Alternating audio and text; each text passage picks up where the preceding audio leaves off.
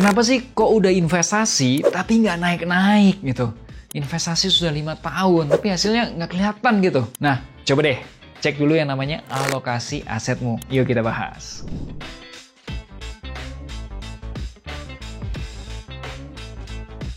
Hai, ketemu lagi nih bersama saya Melvin Mumpuni. Dan beberapa waktu lalu saya ngobrol-ngobrol sama teman dan dia ngeluh nih.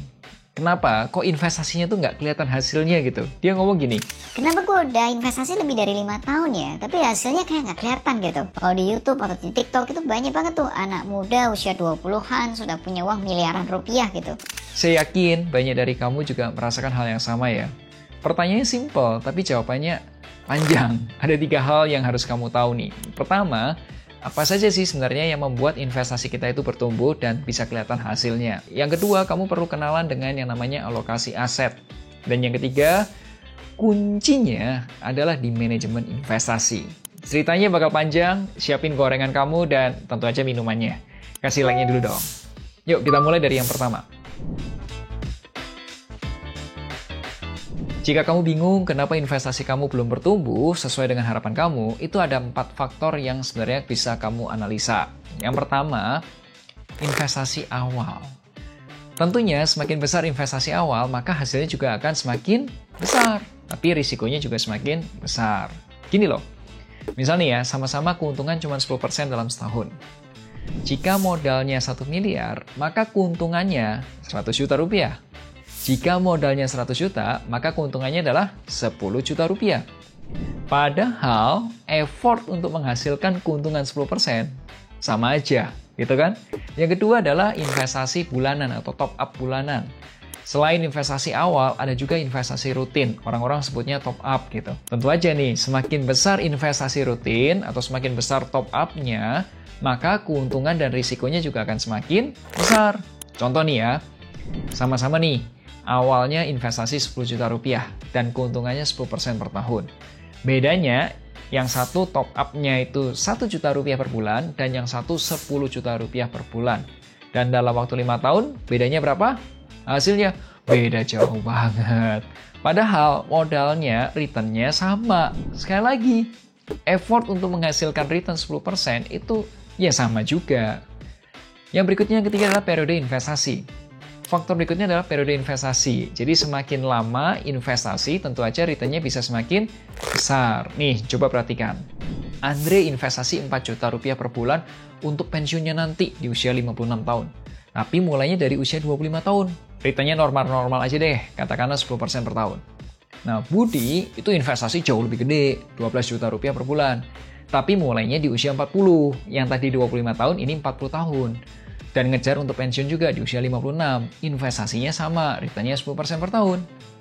Nanti pada saat usia 56 tahun, uangnya Andre itu menjadi 8,7 miliar rupiah.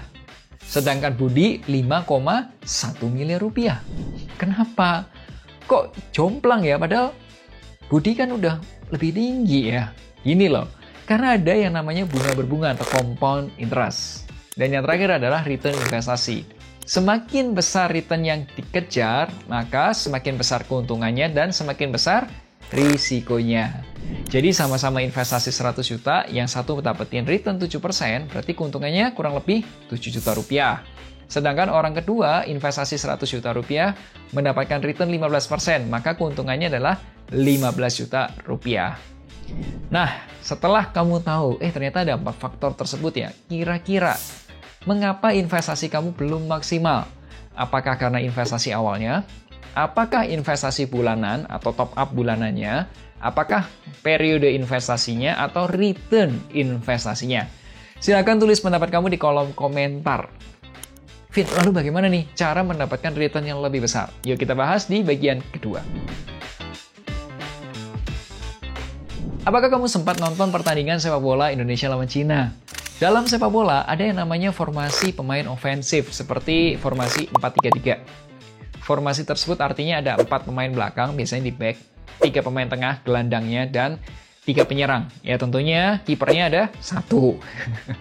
Ya, begitu juga dalam investasi. Ada yang namanya alokasi aset atau alokasi investasi gitu ya. Simpelnya investasi kamu tuh perlu ada kayak kipernya, ada pemain tengahnya, ada penyerangnya. Jadi gini loh, investasi kita itu perlu punya keeper atau penjaga gawang. Tujuannya bukan untuk cari return tinggi, tapi untuk menjaga supaya kita tetap punya modal untuk investasi atau stay liquid. Yang kedua, supaya menjaga supaya portofolio kita nggak rugi. Namanya adalah likuiditas. Contoh produknya ada deposito, ada RTPU, emas digital.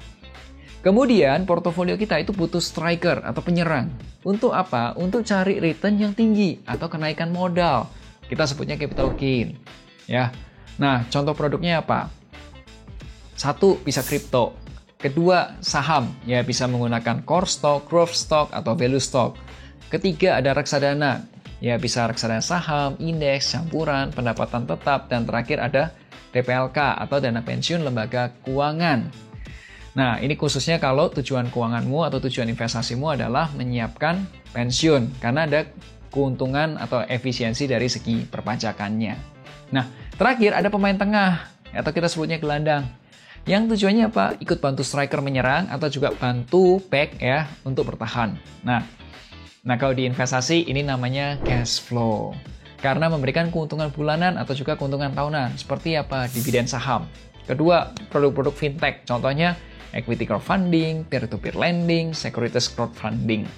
Yang ketiga, ada portofolio sejenis reksadana seperti reksadana terproteksi, efek berakun aset, dan dana investasi real estate atau DIRE, di bahasa Inggrisnya namanya REIT, Real Estate Investment Trust.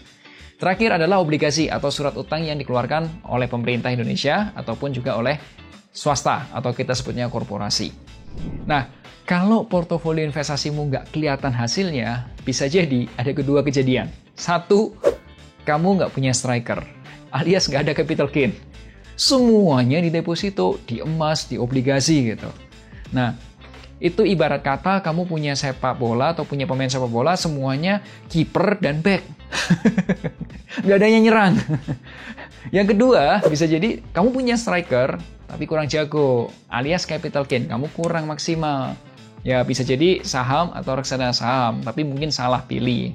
Nah, jika kamu ingin memaksimalkan alokasi investasi kamu, tapi masih bingung nih, kamu bisa konsultasi investasi dengan perencana keuangan di Finansialku.